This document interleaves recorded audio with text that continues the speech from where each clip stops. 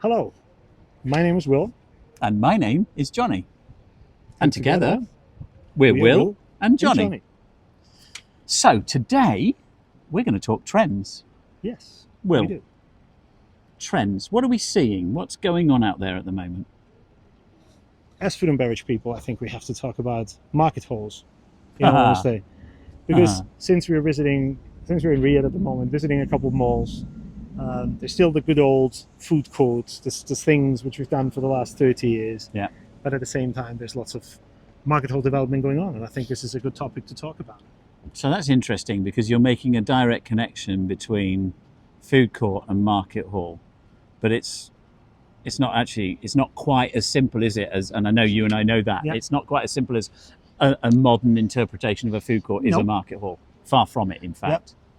Yeah. But I think we also can agree, certain places have the ability to carry both individually. So it's not two food courts. There might be a food court with the usual suspects, and at the same time there is the actual market hall, which is, as you said, not a food court. And it's interesting because that's what Time Out have said and continue to say, is that two can actually exist, because the ecosystem around a food court is somewhat more basic. It's normally daytime, it's normally faster food, it's normally fueling. It's an impulse thing. Yeah, Right? You go there, you have hungry, you go there, you grab a burger, it's done. And I think that's also the big challenge for the market hall operators, because that's curation and environment and space as well as entertainment. And since you mentioned it, I think curation is the key word, which we need to talk a little bit more about it. Yeah. Because I think we both agree, if you go across different places, it's the lining up, the putting one place after the other on a string like pearls, instead of having a real clear vision what the story is you want to tell, and then wonder why things don't work. Don't you think? Yeah, absolutely. And I think, you can put, it's like a great recipe. You can put the ingredients on the table and you can mix them correctly and it still doesn't taste right. Still doesn't taste right. And I think the fundamental around market halls is it's about constant curation. That, I always remember when I went to see dearest Andrea at Mercato Metropolitano for the first time, and he took me into the piano bar, and I was completely blown away by nothing else apart from the number of pianos that were in the room, because there was nothing going on at the time. It wasn't a live event at that moment. And then when I came back that evening, and it was like, tear in the eye, lump in the throat moment, because it was such an amazing experience. The food and drink were fine, they were great. But actually, the reason it was brilliant was the curation around the entertainment. When we started this, we once said, it would be good to have a bit of a controversy in things, but in this case, there is none, because I 100% agree. There's the work which needs to be done to create the experience is more than putting chairs, tables, or some other features on a wall. You need to kind of have that proper, like a theater. Well, that's where the controversy comes in, because actually what you're saying in an indirect way, I think, is that no matter what a designer does in terms of the food court or the market hall, that is simply a place setting. It's simply a frame for a picture, which is an animated, active picture that has to be drawn every single day. Absolutely. And when we, since you mentioned Time Out, and I mean, there's a couple of players out there, people which don't know market halls. There's the Time Outs of the world. There's the Manifestos of the world. There's the Mercato Metropolitanos of the world. There's I'm not sure if you want to Mercato Centrale. Mercato Centrale. Yeah. Italy to a certain extent. La Felicità, you could say. Yeah. Whatever. There's tons of them. However, only a few actually nailed that. Yeah.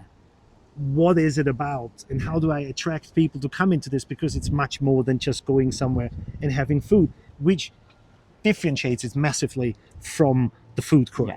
I'm not just there for eating. I'm there for a social moment, for a certain level of warmth, which drags me to the place because I want to have a good time. And the food is almost I have to be careful when I say this. The food is almost secondary. Yeah, no, absolutely. Food is not. It's not that it's bad. No. But it's not the only reason why you're there. And I mean, I think, you didn't mention Box Park. Yeah, Box Park. Fine. Curb.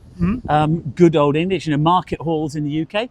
A lot of the market halls, but you go to the US and there are hundreds of them. I mean, hundreds and hundreds. And I think that the the whole piece about this, I through a designer presentation once where I was told that the difference between a food court and a market hall was the fact that a market hall sold alcohol. And it was like, the fundamental missing the point about curation, about the fact that you do it at a different time of day, you do it with a different group of people, and you do it for a different purpose.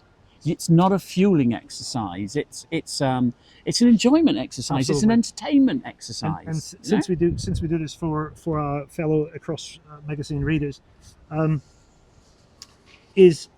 since we're talking about developments and different structures and what it is, and we said trends. Just because it's a trend, it doesn't necessarily mean, let's plug this thing into a mall or a structure now. Yeah. Because we think, there is some space, there's this dead corner with a couple of whatever, and we're going to put a market hall there because that's going to do the trick. I just had a meeting a couple of minutes ago exactly about that. That's not how it's done. Because when you speak about curation, you need to have an idea first before you just put stuff in a corner and hope that will be enough for people to drag them in, right? And we're all learning.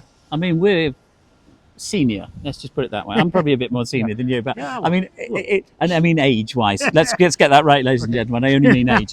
But the point is that we're all still learning, and I actually hadn't even realised the nuance of a market hall operator who is operating outside in an outside space until they come inside. And I think working with Martin Barry and his team at Manifesto in Berlin from Prague, which is ostensibly an outside fair weather location. They've now winterized it and it works really, really, really well.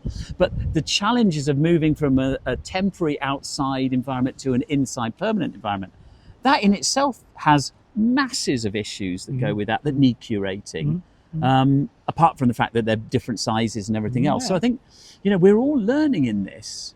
And the one bit that we always go for is turnover and rent, because that's what the property industry is all about, apparently. I mean, after 30 odd years, I'm beginning to get that it's all about turnover and rent. But actually what drives the turnover and what drives the rent is satisfaction, is the guest having a really great time. And to me, that's the difference. I seldom have had a really great time in a food court for obvious reasons. I've seldom been wowed by the food or by the drink. It has happened. And I think when we were in the 1990s, if you're that old, building some of the new generation food areas, the food courts, some of those were special for lots of reasons. But now the challenge is different. So of the ones that you've seen, which little bits, which elements have you picked up on and thought, I like that. I really like that bit about it? Me personally? Yeah. I think the market hall as a development is not a new development. No. It is the market in itself. The market had its quality of several offerings, and you can pick from the food which is presented, the way how it is presented, because there's 5 vegetable stores or 5 fruit stores, and they all sell bananas.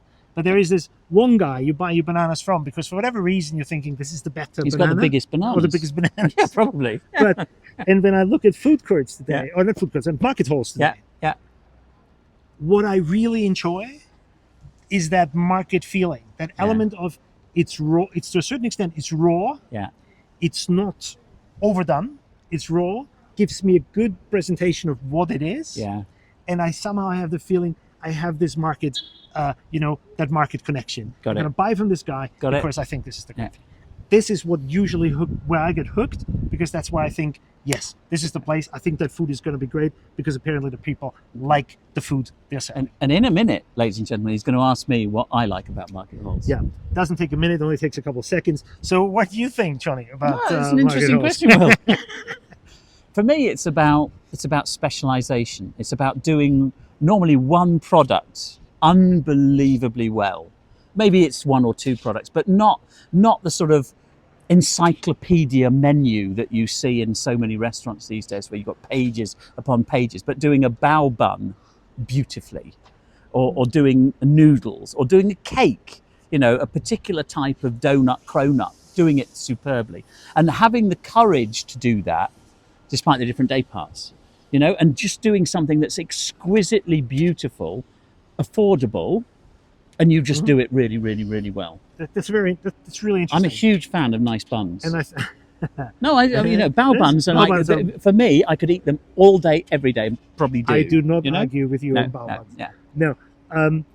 If you, aside from the extraordinary presentation of things, I also like the simplicity of things, but the, how should I say, the honesty of things. If I think of pizza, for example, or if I think of a burger, it, in a good market hall environment, it is like you sit in a friend's house and he has coincidentally has a pizza oven and he has a pizza for you.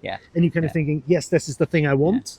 And it's simple and it's not overdone, but it has this honesty in it. And a burger is not this perfection in everything. It's this, the perfection comes out of the fact that somebody apparently really liked to do it. In comparison to, and it's, hey, it's wrapped here, take whatever you like. It's that word is a particularly useful word, I think. It's innocent. It's That's not a good word. Contrived. I think Andrea taught me that very early on when I met him. Andrea Mercato Metropolitano. Andrea Rasca has this insanely educated view on where food comes from.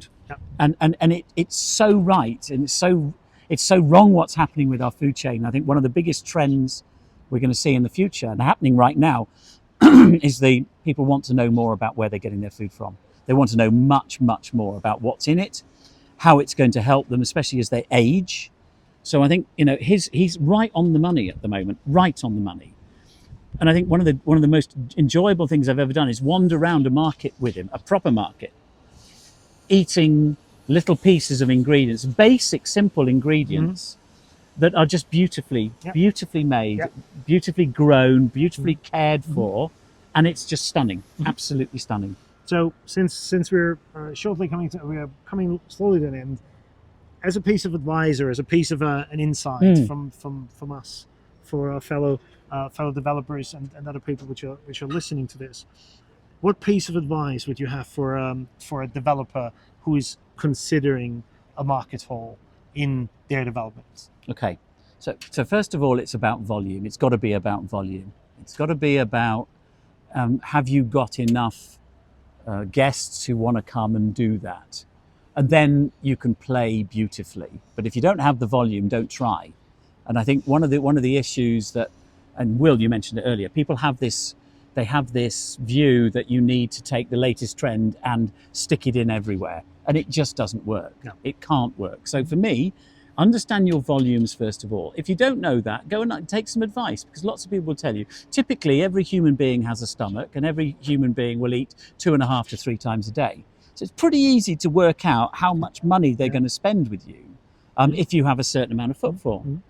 And then play around, talk to people, go and see. Best advice ever, get off your desk seats and go and sit in other places, other market halls, and watch how people behave.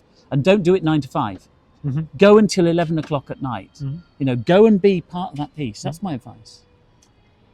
What about you? I think, so almost everything said, to all the people who's listening in, resist the urge, just doing it. Try to really, as Jonathan already said, I mean, can't put much to it, is please spend the time and figure out what's right for the place you're in. Take advice, look into places, try not to just do it because this is what people do these days. And especially when it comes to food, to the things Jonathan and I said before, it's either exceptional and a small bite of something which you would usually not get, or it's honest and real for something where you kind of have not the same approach to, and not just lining up a couple of things. So really, whoever is really considering this, we both think market halls not only have a future, they will growing much faster. You can be part of this, but if you are, you need to think of this really carefully. And the hard work starts the day you open, not until that. No. The curation, the constant change, the management, the entertainment, everything needs to happen actively going forwards. Thank you for listening. Thank you very much, guys. Thanks for listening. Care. See you soon. We'll see you soon. Bye. Bye.